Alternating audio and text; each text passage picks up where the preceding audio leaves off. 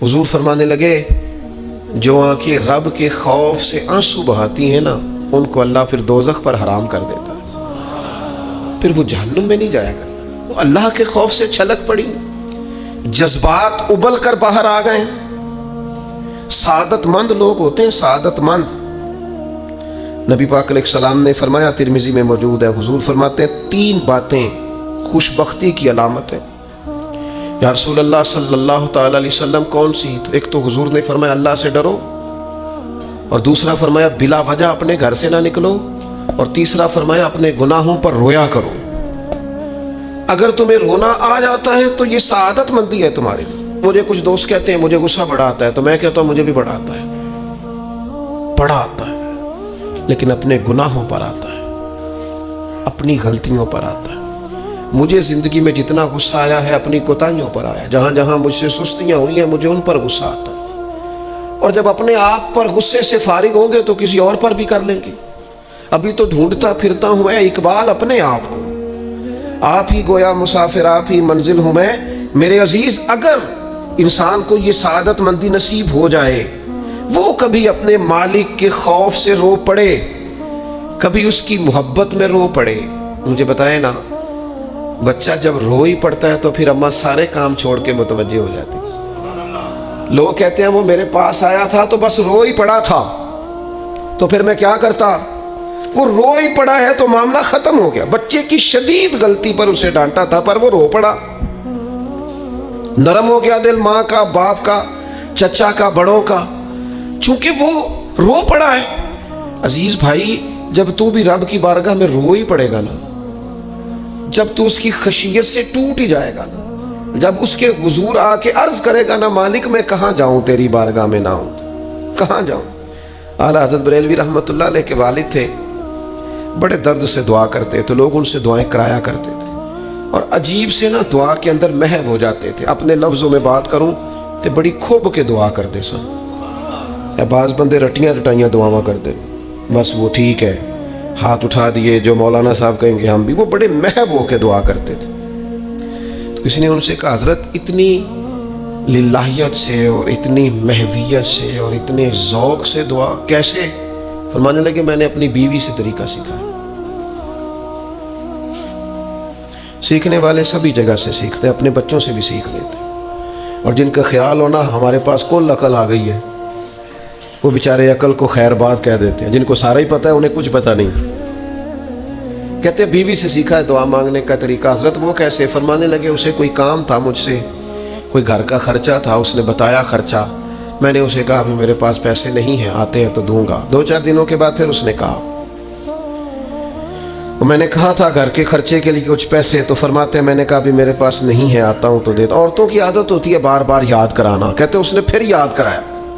وہ میں نے گزارش کی تھی کچھ پیسے چاہیے، فرماتے مجھے غصہ آ گیا۔ میں نے کہا تم کیا روز ایک ہی بات کرتی ہے، تجھے کہا ہے نا ابھی پیسے نہیں ہیں، آتے ہیں تو دے دوں گا۔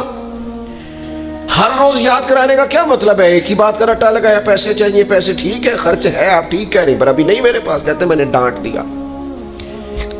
سعادت مند خاتون تھی، حوصلے سے ڈانٹ برداشت کی۔ تو کہنے لگی غلطی ہو گئی، مجھے نہیں بار بار کہنا چاہیے تھا، آپ تو ناراض ہی ہو گئے، لیکن ایک بات یہ کہنی تھی کہ آپ ہی میرے شوہر ہیں، میں آپ سے نہ کہوں تو پھر کس سے جا کے کہوں؟ آپ سے ہی کہنا ہے نا، میں نے، آپ ہے نا میرے سر کے تاج، تو کس سے اور کہوں؟ میں اور کسی سے کہوں؟ شیخ فرماتے ہیں میرے ہاتھ میں کچھ چیز تھی، ہاتھ کانپا، وہ چیز گری، چھم چھم میرے آنسو ٹپکے، چھم چھم میں رو پڑا۔ تو خاتون کہنے لگی آپ کیوں روئے، کیا ہوا؟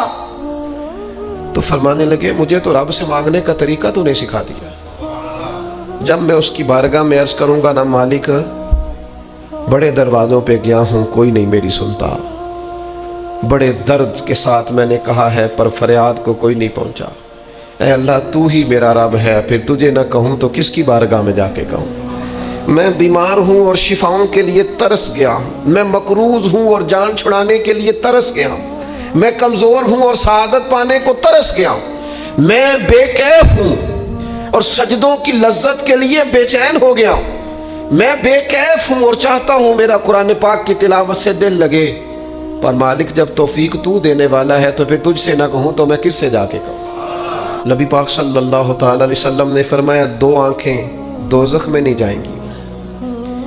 یا رسول اللہ صلی اللہ علیہ وسلم اتنا کرم، وہ 2 آنکھیں کون سی ہیں؟ فرمایا ایک وہ جو اللہ کی راہ میں رات جاگتی رہی، کسی سرحد پر پہرا دیا، کوئی ڈیوٹی کی، کوئی خدمت کی راہ خدا میں، جو آنکھیں بیدار رہیں راہ خدا میں، دوزخ میں نہیں جائیں گی۔ اور دوسرا فرمایا جو رب کی یاد میں رو پڑی، جس سے خشیت آئی، جو ڈر گیا، پر ڈرا اللہ کے لیے، آنسو فار سیل نہ ہو، کوئی اداکاری کا ماحول نہ بنائے، وہ اس طرح نہ ہو رو رو کے دعا، رکت انگیز دعا، اور فلاں کیا بات، فلاں کے بڑا رلایا اور فلاں میں بڑا درد تھا اور فلاں کے آنسو نکل آئے اور پیر صاحب قبلہ رو ہی پڑے، فار سیل نہ ہو چیزیں، اداکاری نہ ہو، اس کی طبیعت پر پورا اثر ہو۔ اور جب خشیت کے ساتھ وجود کانپتا ہے، وہ کسی نے کہا تھا کہ آنسو قربت کا سبب ہوتے ہیں، جب آپ کی روح کسی کی روح سے ملتی ہے تب آنسو نکلتے ہیں۔ جب تو اللہ سے پورا جڑ جاتا ہے نا، جب رسول کائنات کی بارگاہ سے تیری پوری توجہ لگ جاتی ہے، پھر آنسو بن کر دل تے پہاڑ پوے جس ویلے ادو پہاڑ بناون اکھیاں، بے درداں محبوباں دے سارے ناز اٹھاون اکھیاں۔ عزیز دوست، جب آپ پورے طور پر جڑ جاتے، او یارو کتنا روئے ہیں مسلمان اقوام متحدہ کے سامنے جا کے، کتنی قراردادیں پیش کی تم نے سلامتی کونسل میں، حتیٰ کہ مسلمانوں کے جو امیر ملک تھے ان کی تنظیمیں بنی، کوئی مسلمانوں کی داد رسی کو نہیں پہنچا۔ میری کو بہت لمبی عمر تو نہیں ہے، پر میں نے برما میں مسلمانوں کے کٹتے ہوئے حالات دیکھے، خبریں آئیں، ہم نے دیکھی، کٹتے اور سسکتے مسلمان ہم نے دیکھے۔ ہم نے دیکھا لیبیا پہ حملہ ہوا اور ٹوٹ گیا سارا ملک۔ میں نے وہ منظر دیکھا جب غوث پاک کے بغداد میں بمب گرے۔ ہم نے وہ دور دیکھا جب کسی نے خبر دی کہ کربلا میں پھر سے کربلا برپا ہے۔ ہم نے وہ منظر دیکھا جب پتا چلا کہ پھر سے مولا علی کے نجف اشرف کو اجاڑا جا رہا ہے۔ ہم نے وہ سارے منظر بار بار دیکھے، بار بار سنے، اور اب تو شرم آتی ہے۔ میرا دل کرتا ہے میں فلسطین کا نام نہ لیا کروں، شرم آتی۔ یہ کوئی ہماری تقریروں کے موضوع ہیں؟ یہ کوئی ہمارے کالم لکھنے کے عنوان ہیں؟ یہ کوئی ہمارے موبائل پہ لگانے کے سٹیٹس ہیں؟ یہ تو شرم سے مر جانے کا مقام ہے۔ یہ کوئی گردنیں اٹھا کے بات کرنے والی بات ہے؟ یہ موبائل پہ ایک دوسرے کو ویڈیو دکھانے کا منظر ہے؟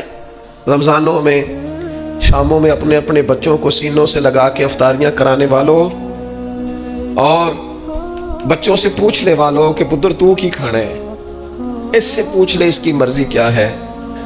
تمہیں پتہ ہے فلسطین کی بیٹیاں بھی سیدہ خدیجہ الکبریٰ کی بیٹیاں ہیں، وہ مومنوں کی مائیں ہیں تو ان کی بھی تو مائیں ہیں نا۔ فلسطین کی بہنیں بھی صبح قیامت حضرت فاطمہ کے پلو میں پناہ لیں گی۔ نبی پاک صلی اللہ تعالی علیہ وسلم نے فرمایا من اذا مسلمن فقد اذانی۔ میں کیسے وہ بات آپ کے دلوں تک اتاروں کہ حضور نے فرمایا جب میرے مسلمان کو تکلیف ہوتی ہے تو مجھے تکلیف ہوتی ہے، مجھے درد ہوتا ہے۔ اس رسول کی امت جو کافروں کی رسیاں زور سے باندھی جائیں تو حضور فرمائیں ڈھیلی کر دو، یہ ہائے ہائے کرتے ہیں تو مجھے نیند نہیں آتی۔ اگر بدر میں قیدی بنا کے لایا گیا کافر ہائے ہائے کرے تو حضور کو نیند نہیں آتی، تو مجھے بتاؤ کہ فلسطین کی بیٹیاں ہائے ہائے کرتی ہیں تو گنبد خضرا میں محبوب کو آرام ہے؟ میرے عزیز، بے حسی کی زندگی، چھوٹے موٹے بیانات، تو بھی کہہ دے تھوڑا سا فلانے کا بیان نہیں آیا، کیا کرنا ہے بیان دے کے، کیا بات کرنی ہے تذکرہ کر کے۔ دوستو آؤ رو کے دیکھ لیا ساری دنیا کے سامنے، کچھ رب کے سامنے رو کے نہ دیکھ لیں۔ اب اسے کہے نا، اب حضور کی بارگاہ میں عرض کر کے نہ دیکھ لے کہ تجھ سے فریاد ہے اے گنبد خضرا والے، اب کعبے والوں کو ستاتے ہیں کلیسا والے، اور کی اگر تو نے دل مسلم کی دل جوئی نہیں، پھر ہمیں تانا دیں گے بت کے مسلم کا خدا کوئی نہیں۔ اب اللہ رسول کی بارگاہ کی طرف رجوع نہ کر لیں، اب چھوڑ نہ دیں سیاستدانوں کے گلے، اب چھوڑ نہ دیں دنیا اقوام متحدہ کی بات اور سلامتی کونسل کی بات، اب اپنے اللہ کی جانب رجوع نہ کریں. دیکھو نا، نبی پاک صلی اللہ تعالیٰ علیہ وسلم نے ہمیں فرمایا تمہارے آنسو قدر والے ہیں، رب رسول کی بارگاہ میں بہانا، ان کو ضائع نہ کرنا. عزیز بھائیو، یہ آنسو جو اللہ رسول کی بارگاہ کی طرف بہتے ہیں، یہ اللہ کی رحمت کو متوجہ کرتے ہیں، یہ مالک کریم کے کرم کو مائل کرتے ہیں. ہمارا مسلح آباد ہونا چاہیے. وہ مجھے ایک دوست کہنے لگے صرف دعا کریں فلسطین کے لیے، آپ نے کہا جم کے دعا کریں، صرف دعا کرنے سے کیا ہوتا ہے؟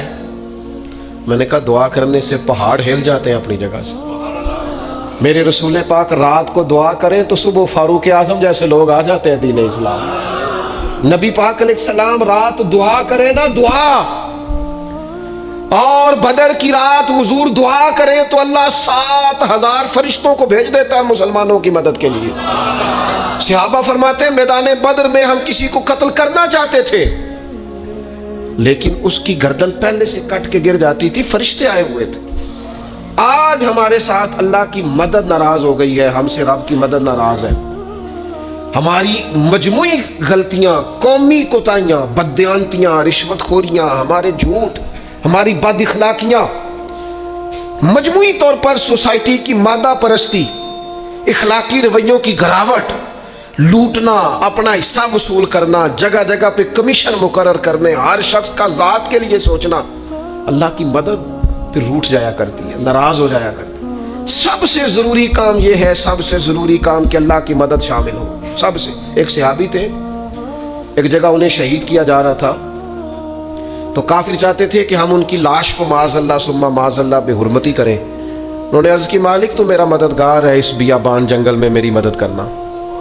شہد کی مکھیاں آ گئیں، ان کے پورے وجود کو چھپا لیا، کوئی چیز قریب آئی نہیں. اور لوگ کہتے ہیں مکھی اٹھ کے بیٹھے تو زخمی کر دیتی ہے، لیکن وہ اٹھ کے گئیں تو وجود پہلے سے زیادہ تر و تازہ تھا.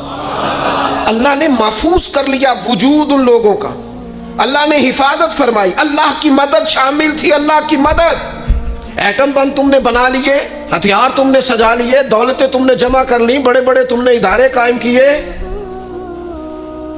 اب ایک کوشش اور بھی کرو، رب رسول کی بارگاہ میں رو تاکہ تمہیں اللہ کی مدد بھی ملے، تمہارے اندر حوصلہ بھی پیدا ہو، تمہارے اندر شعور بھی بلند ہو، اپنی ذات سے اٹھ کر سوچنے کی تمہیں طاقت بھی میسر آئے.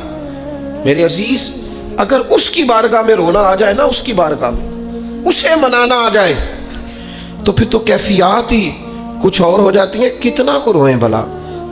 حضور فرماتے ہیں بہت لمبا تم نہ بھی نہ رونا، اگر مکھی کے یا مچھر کے پر کے برابر بھی تمہارے آنسو نکل گئے نا، میں اب اس سے زیادہ کیا آپ کی بارگاہ میں بات عرض کروں.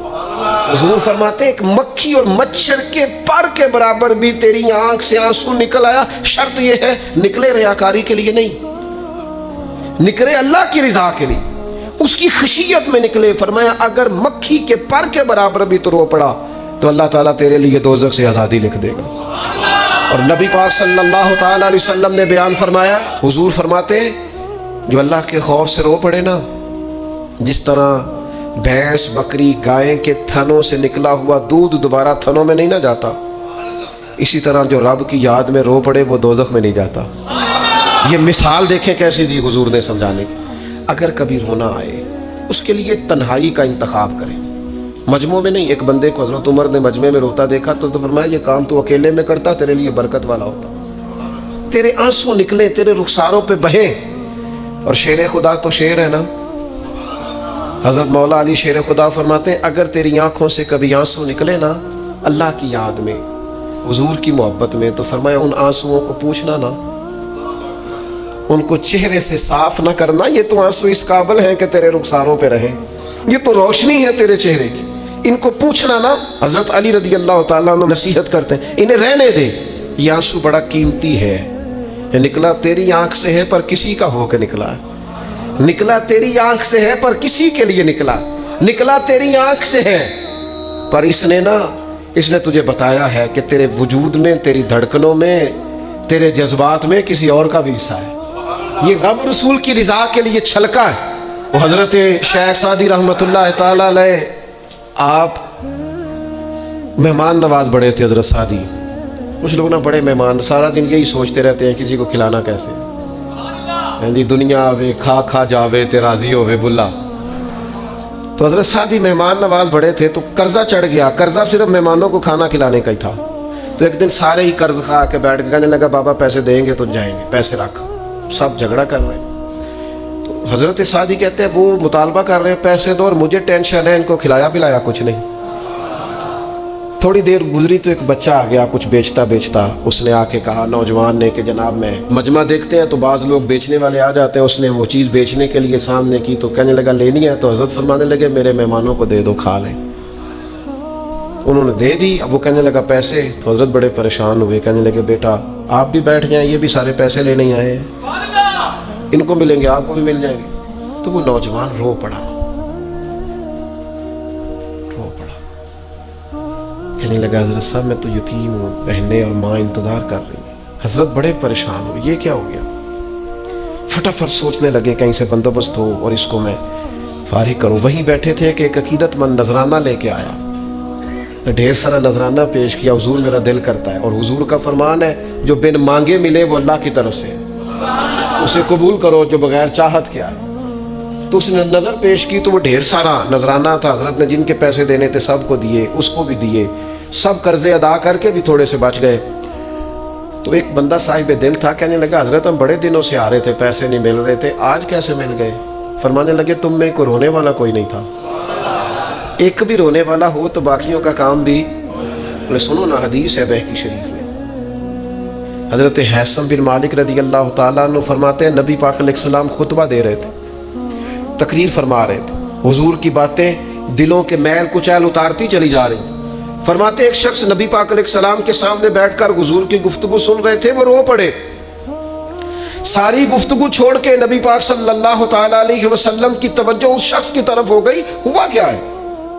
وہ تقریر سنتے بات سنتے بس رو پڑے. تو نبی پاک علیہ الصلوۃ والسلام فرمانے لگے آج اگر وہ سارے مومن بھی یہاں موجود ہوتے جن کے گناہ پہاڑوں کے برابر وزنی ہوتے تو اس ایک بندے کے رونے کی وجہ سے اللہ سب کی بخشش فرما دیتا. اور نبی پاک علیہ الصلوۃ والسلام فرمانے لگے یہ رویا ہے تو اس کے رونے پر فرشتے بھی روئے ہیں, اور فرشتے دعا کر رہے ہیں کہ اے اللہ یہ جو نہیں روتے نا ان کے حق میں ان کی سفارش قبول کر لے جو تیری بارگاہ میں روتے ہیں, جو تیرے حضور عرض گزار ہوتے ہیں ان کی سفارش قبول کر لے, ان کے حق میں قبول کر لے. وہ بڑا رولیا ہے فیکٹری کے مالک کے سامنے, بڑا رولیا امیروں کے سامنے, مالداروں کے سامنے, تگڑے رشتہ داروں کو مائل کرنے کی بڑی جد و جہد کر لی. کچھ وقت سحری میں اٹھ کے رب کے حضور نہ روئیں, کچھ وقت سحری میں سجدہ لمبا نہ کریں اس کی بارگاہ میں, کچھ دعائیں اس کے حضور نہ مانگیں. میں کہوں گا ماؤں سے پریشان ہے بیٹے, سحری میں دامن پھیلا دو رب کی بارگاہ میں. میں کہوں گا والد سے سفارشیں تم نے بڑی ڈھونڈ لی, جد و جہد بڑی کر لی, یاروں سے بڑا کہہ لیا کہ بیٹے کو باہر بھیجنا ہے, کوئی کاروبار ٹھیک کرنا ہے, اب کچھ دروازہ اللہ کی رحمت کا بھی تو کھٹکھٹاؤ نا. اور میرے نبی پاک علیہ السلام نے گارنٹی دی ہے, فرمایا ماں باپ اولاد کے لیے جو بھی مانگے اللہ اپنے فضل سے عطا فرماتا ہے. اللہ کی بارگاہ کی طرف رجوع کریں, زیادہ توجہ رب کی جانب, اتنا نہ دوڑیں بندوں کے پیچھے, اتنا نہ منائیں بندوں کو, اللہ کی طرف توجہ, اپنے رب کی بارگاہ میں رونا, اللہ رسول کے حضور حاضر ہونا ہے. آپ دیکھیے کس قدر جم کے صحابہ حضور کی محبت میں آنسو بہاتے. حضرت ثوبان بن مالک آ کے روئی پڑے تھے نا, حضور نے خود جا کے پوچھا کیا ہوا, بتانا نہیں پڑا, بس آنسو چھلکے. تو نبی کریم نے فرمایا ثوبان کیا ہوا؟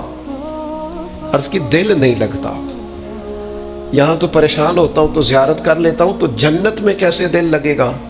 بس وہ روئے تھے نا, حضرت جبریل آ گئے, کہا محبوب رب فرماتا ہے جو اللہ رسول کی اطاعت کریں گے جنت میں بھی اللہ پڑوس عطا کر دے گا. رو پڑے تو جنت تک بات چلی گئی, رو پڑے تو میرے عزیز یہ تو ہے نا عام آدمی کا رونا, صحابہ کا رونا. اور اگر آنسو نبی پاک کے نکل آئے تو صحیح مسلم میں, صحیح بخاری میں حدیث ہے,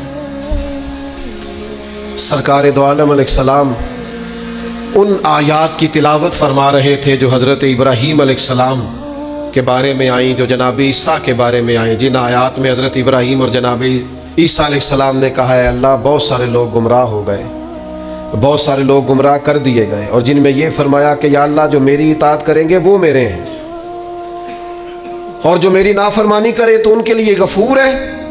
جب اپنی اپنی امت کے گناہگاروں کا تذکرہ جناب ابراہیم اور حضرت عیسیٰ علیہ السلام جو کرتے ہیں، اور قرآن مجید نے جس کا بیان کیا اس کو حضور نے پڑھا تو نبی پاک کی آنکھوں میں آنسو آ گئے۔ یہ مسلم شریف، حضور روئے۔ اللہ کریم نے حضرت جبریل امین کو کہا جبریل جائیے میرے حبیب سے پوچھئے کیا معاملہ ہے۔ حضرت جبریل آئے، حالانکہ رب جانتا ہے، آ کے عرض کی یا رسول اللہ رب فرماتا ہے آپ رو رہے ہیں؟ تو کہا جبریل امت کے لیے رو رہا ہوں۔ آپ کی توجہ ہے میری بات؟ حضور امت کے لیے روتے ہیں نا، اللہ کرے امتی بھی کبھی نبی کے لیے روئے۔ کہا امت کے لیے رو رہا ہوں۔ تو حضرت جبریل امین علیہ السلام دوبارہ عرض گزار ہوئے مالک آپ کے حبیب امت کے لیے رو رہے ہیں، تو فرمایا میرے حبیب سے کہہ دے وَلَسَوْفَ يُعْطِيكَ رَبُّكَ فَتَرْضَىٰ، آپ کا رب آپ کو اتنا دے گا کہ آپ اپنے رب سے راضی ہو جائیں گے۔ اللہ آپ کو راضی کر دے گا، محبوب امت کے بارے میں پریشان نہیں کرے گا۔ اپنی تنہائی کو آباد کریں، اکیلے میں اللہ اللہ کریں، تلاوت کلام مجید کا اس طرح کا ذوق ہو۔ حضرت عمر سنا کرتے تھے تو رو پڑا کرتے تھے، حضرت فاروق اعظم رضی اللہ تعالیٰ عنہ پہلی صف میں قرآن مجید کی تلاوت کر کے روتے تھے تو تیسری صف تک آپ کی ہچکیوں کی آواز جاتی تھی۔ ان لوگوں کا درد ہی سارے کا سارا کتاب و سنت سے، اللہ رسول کی بارگاہ سے ہم نے نا اپنے آپ کو کمزور کر لیا ہے، دنیا داروں کے سامنے رو رو کے، دکھ بتا بتا کے پریشان۔ وہ میرے ایک دوست ہے، ان کی بات مجھے بڑی اچھی لگی۔ وہ کہتے ہیں تگڑے رشتہ دار آتے ہیں نا تو کئی دفعہ میرا معاذ اللہ جھوٹ بولنے کو دل کرتا ہے۔ کہتے ہیں حالات کیسے ہیں تو میرا دل کرتا ہے ان کو کہنا کو کہ تم سے بڑے اچھے ہیں، اگرچہ غریب بھی ہے۔ کہتے ہیں میں چڑھتا ہوں کہ بندوں کا کیا کام ہے آ کے میرے لیے پریشانی کا اظہار کریں اور کہیں کوئی حکم ہوا تو بتانا کیا مطلب ہے۔ وہ کوئی شاعر تھا نا، تو کوئی بندہ 5 روپے پھینک گیا اس کو، اس نے کہا جی آپ کو ضرورت ہوگی، تو بڑا دانشور آدمی تھا، اس نے کہا اٹھ اپنے پیسے لے جا، مجھے ضرورت ہوگی تو اللہ رسول سے مانگ لوں گا۔ اس نے کہا یہ آرزوئے طلب اور میں آپ سے کروں، تیرے جیسے بندے ہم مجھے دیں گے؟ یہ آرزوئے طلب اور میں آپ سے کروں، یہ بھیک اس کو دیجئے جس کا خدا نہ ہو۔ میں رب رسول کی بارگاہ میں رو لوں گا، مجھے اللہ کی بارگاہ سے ملو۔ کتنا ملے گا؟ وَيَرْزُقْهُ مِنْ حَيْثُ لَا يَحْتَسِبُ، اتنا ملے گا کہ بندے کا گمان بھی نہیں ہوگا۔ ایک بہت بڑا سیٹھ آ گیا ایک دفعہ ہمارے بزرگوں کے پاس، بہت بڑا مالدار امیر کبیر آدمی، تو حاجدار کے کوٹ میں کہنے لگا مدرسے کا کتنا کو خرچہ ہے؟ فرمانے لگے آپ بات کریں۔ کہنے لگا جی میرا خیال ہے آپ سارا میرے ذمہ ہی لگا دیں، 100 200 400 روپے آپ چھوڑ دیں۔ تو فرمانے لگے آپ دیں گے پھر حساب بھی کریں گے، ہمیں وہ رب دیتا ہے جو بے حساب ہی دیتا ہے اور حساب کی رسوائی بھی نہیں ڈالتا، لہذا آپ کا جو انداز ہے وہ بتاتا ہے کہ آپ کے لہجے میں وہ والا انداز۔ وہ کچھ لوگ آ کے نا جی وہ کہتے ہیں جی کسی کو پیسے لگن والے نے سانو دسو اسی لا دئیے، میں کہتا تسی کدھر اور ہی لا لو۔ اگر آپ کو کسی پر اعتماد ہی نہیں ہے، آپ کا لہجہ ہی کچھ اور طرح کا ہے تو اس کا معنی کیا ہے؟ میرے عزیز لوگ تو تھوڑا دیتے ہیں تو پریشان کرتے ہیں، اس رب کی طرف رجوع کریں جو اتنا دیتا ہے کہ بندے لے لے کے ہی تھکتے ہیں، وہ دے کے نہیں تھکتا۔ اللہ کے حضور اپنے آنسو بہائیں، کچھ وقت عبادات کے لیے رکھیں۔ آپ جتنے بھی انبیاء کے تذکرے پر حضرت شعیب علیہ السلام بڑا ہی رویا کرتے تھے۔ اللہ کریم نے پوچھا جنت کے لیے روتے ہو کہ دوزخ کے خوف سے؟ کہا مالک میں تو تیرے لیے روتا ہوں، تیری چاہت میں روتا ہوں، تیرے لیے آنسو بہاتا ہوں۔ میرے عزیز انبیاء ہو، صلحاء ہو، اتقیاء ہو، صحابہ ہو، اہل بیت ہو، جم کے آنسو بہے۔ جنہیں رونا آ گیا نا انہیں منانا آ گیا، جنہیں رونا آ گیا ان پہ رحم آ گیا، جن کی آنکھیں چھلک پڑیں وہ محبوب کو پا گئے۔